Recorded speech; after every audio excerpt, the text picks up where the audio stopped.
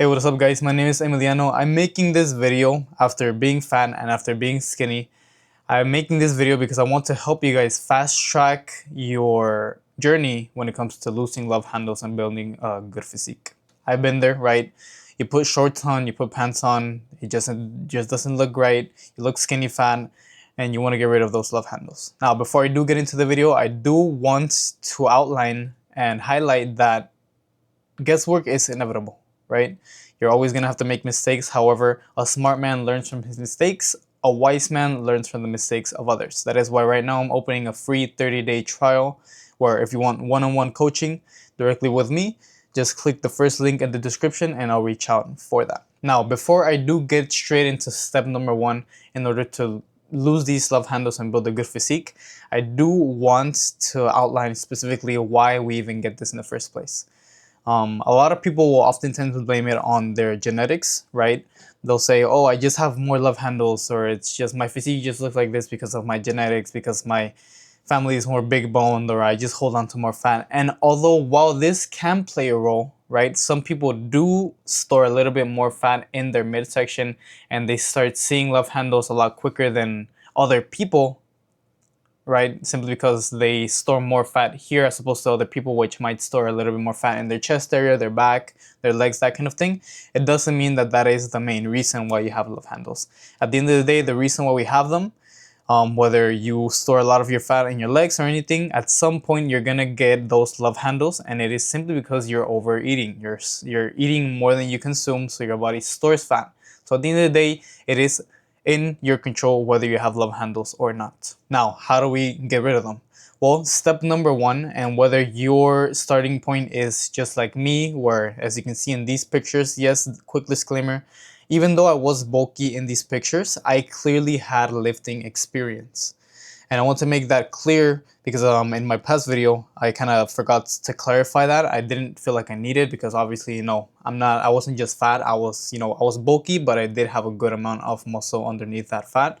However, I do want to point out that just because I did have a good starting point does not mean that the steps that you need to take in order to lose these love handles and build a good physique are any different to anybody else. So you still have to take the same steps whether you had a starting point like myself where I already had a good amount of muscle, or whether you're a complete beginner, you don't have any kind of lifting experience. And since we're already in this conversation, take a quick look at this picture, right?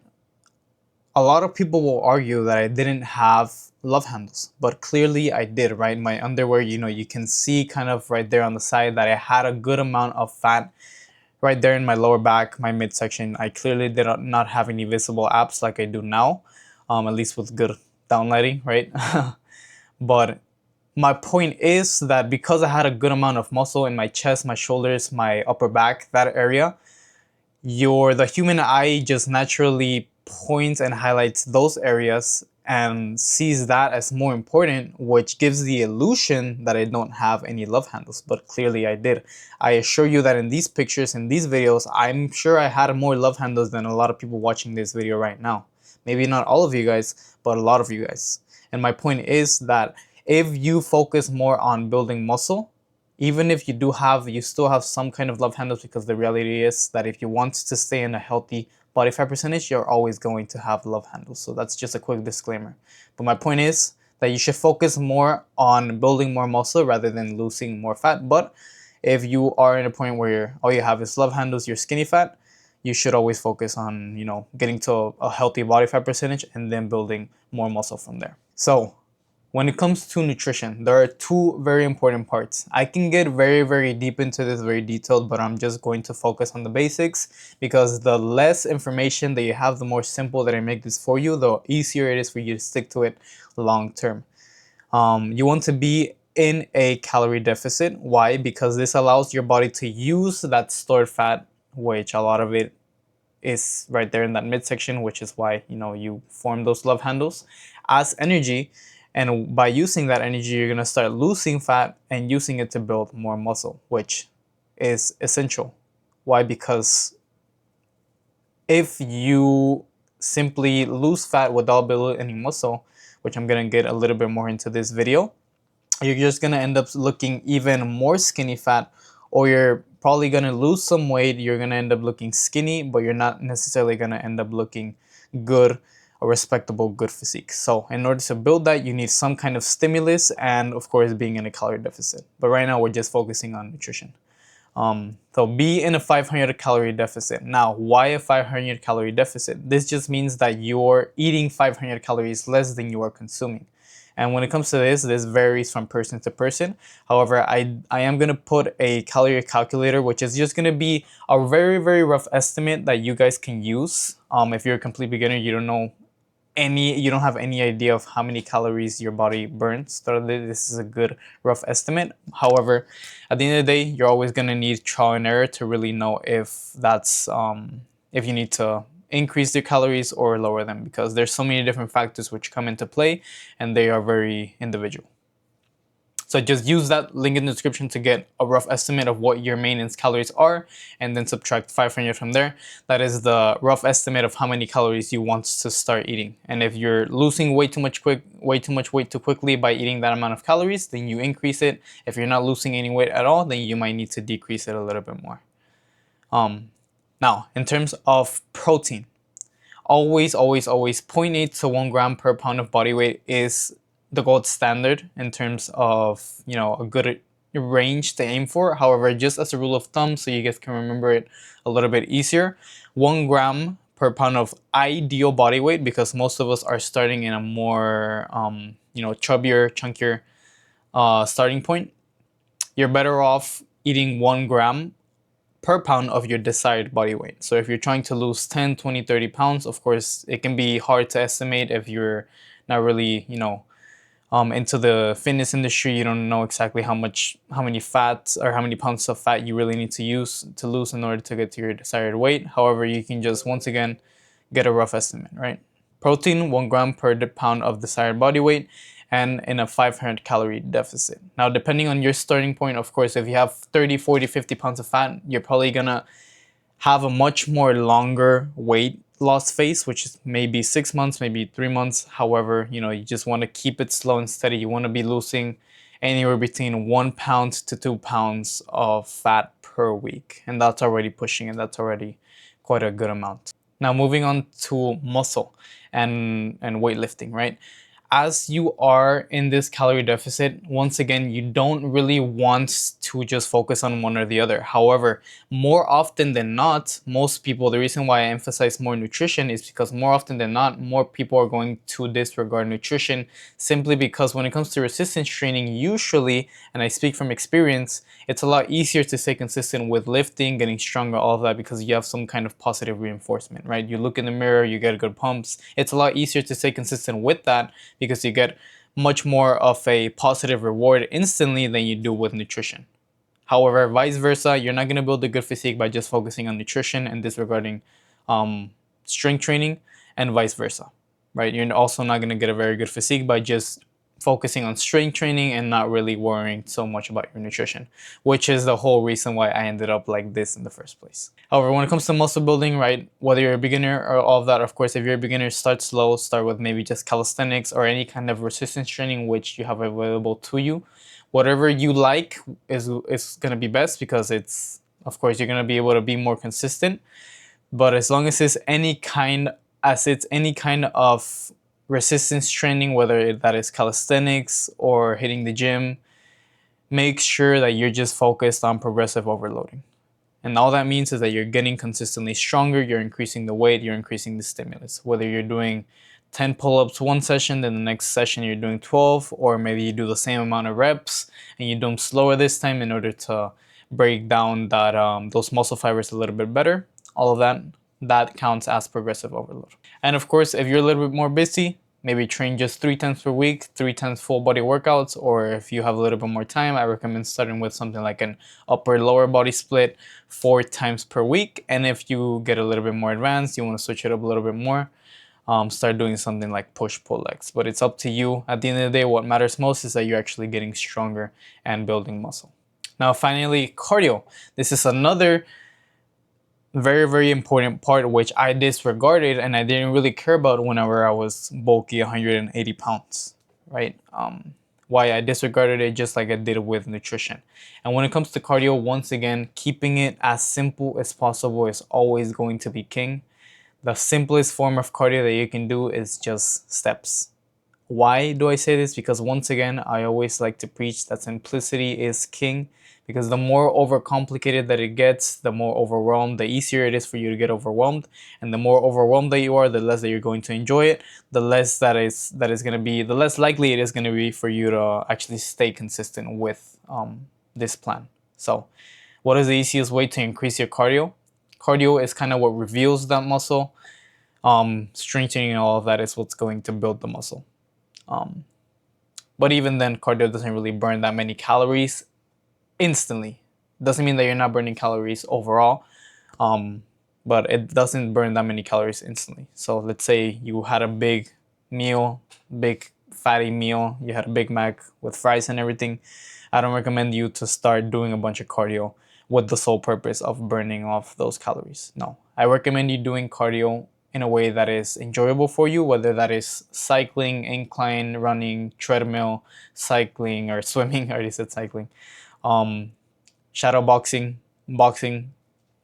You know, all these kinds of cardios, whatever you enjoy the most is what's going to be the best option, because the more that you enjoy something, the easier and more likely it is that you're going to be consistent.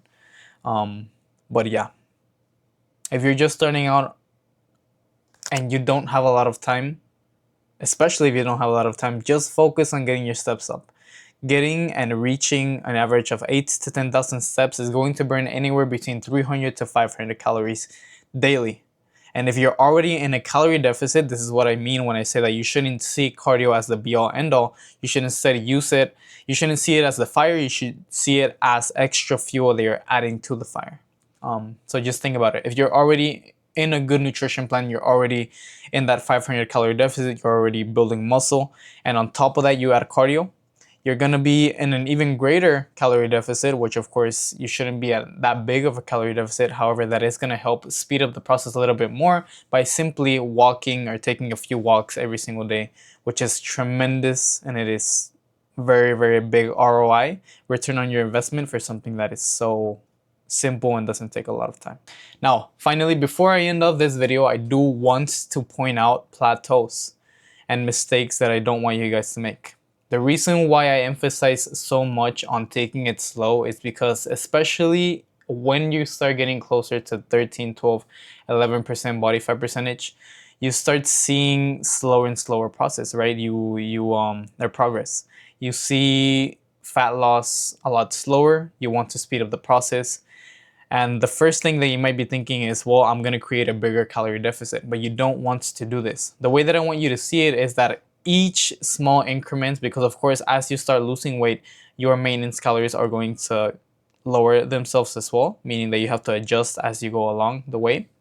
But that doesn't mean that you should just from one day to the other cut out your calories by 500, 700, all of that. We want to start with a 500 calorie deficit, but as we go along, as we start to adjust to that, you will maybe want to decrease them again by 200 or maybe 100, or just small increments like these, instead of cutting out an extra 500 all of a sudden. This is a big mistake that I made, thinking that I was going to progress a lot faster, because my thought process was, oh well, if I just eat less, I have to burn more fat. And although this can work in the short term, what usually ends up happening is that your body adapts. Your body sees this as if you're in starvation mode, and instead of burning more fat, you end up storing it, and you end up holding onto it, because your body thinks that, oh, we don't have enough energy, we need to store as much energy as possible. So your metabolism, instead of continuing to increase, it decreases, it plateaus. So it adjusts to that big calorie deficit that you took away from your body from one day to the other. So instead of just jumping from 3,000 to 1,500 calories, maybe just decrease it to 2,800, then 2,600, then 2,400. You basically want to milk out every single small increment, or I guess decrease, of calories that you're giving your body. So if you're still burning fat at that 200 calorie deficit, stay there until clearly you're not making any progress. And then you want to decrease your calories by 200. Oh, I know that was a lot of information piled in one video, guys. However, at the end of the day, right, what I can say after all this experience and, you know, dieting, being bulky, being skinny, is that at some point you're going to mature in the gym and you're going to realize that having that little bit of extra fat, as you can see in these videos, right, I'm nowhere near as lean as I was a month or two ago anymore, but I definitely do feel much better. And I do believe I actually look a lot better as well. My pumps are more amazing. My gym sessions, they're even better because I have more energy. Even though I do have that little bit of extra fat, I'm not saying that you should go crazy and just bulk up again, right? Don't end up like I did in these videos. Instead, accept the fact that you have some kind of love handles. And once again, instead of focusing on always obsessing over, oh, I can't have one tiny bit of love handles, embrace them and instead do what I'm doing here. Even though I have a little bit of love handles, I'm more closer to 15-16% body fat. I feel a lot better and I'm able to continuously build more muscle more efficiently because I'm giving my body a little bit more energy. And yes, although that means that I'm not as lean as I was back then, that it does mean that I am getting a lot stronger and I am building a lot more muscle. Because as you can see here, I'm not very lean, but because I have built more muscle and I'm able to hit better training sessions, I'm able to give my body a better stimulus and I feel much better. I have more energy inside and outside the gym. You can't even really notice my love handles even though I'm nowhere near as lean as I was 2 months ago. Why? Because I'm more focused on building more muscle as opposed to always focusing on getting smaller, retaining that 10% body fat, sub 10% body fat, and feeling lethargic, feeling like you have no energy, feeling like you hate your life, that kind of thing. So once you get to a healthy body fat percentage, guys, don't continue to obsess on that weight loss. Instead, main gain, right? Try to continue to keep your calories low, and instead of, as you start getting stronger, you start building more muscle, your body also adapts to that. So you're gonna have to, instead of decreasing your calories, you're gonna have to increase them by a little bit and a little bit. However, when it comes to being in a calorie surplus, you want to take it even slower than a calorie deficit. Instead of, you know, jumping it by 500 calories, you want to start by just your maintenance calories, then increasing them by 100, maybe 200 max, because trust me, you don't want to get into the rabbit hole of getting bulky because you think that being bulky is gonna speed up your muscle building process. It's not how it works. But yeah, thank you guys so much for watching. I hope this video helped. I hope I was able to inspire some of you guys and give you guys some word of wisdom. Once again, don't make the mistakes that I did. Learn from my mistakes, and that is why I'm opening that free 30-day challenge, one-on-one coaching. First link in the description, fill that out. I'll reach out and I'll see you guys in the next one. Bye.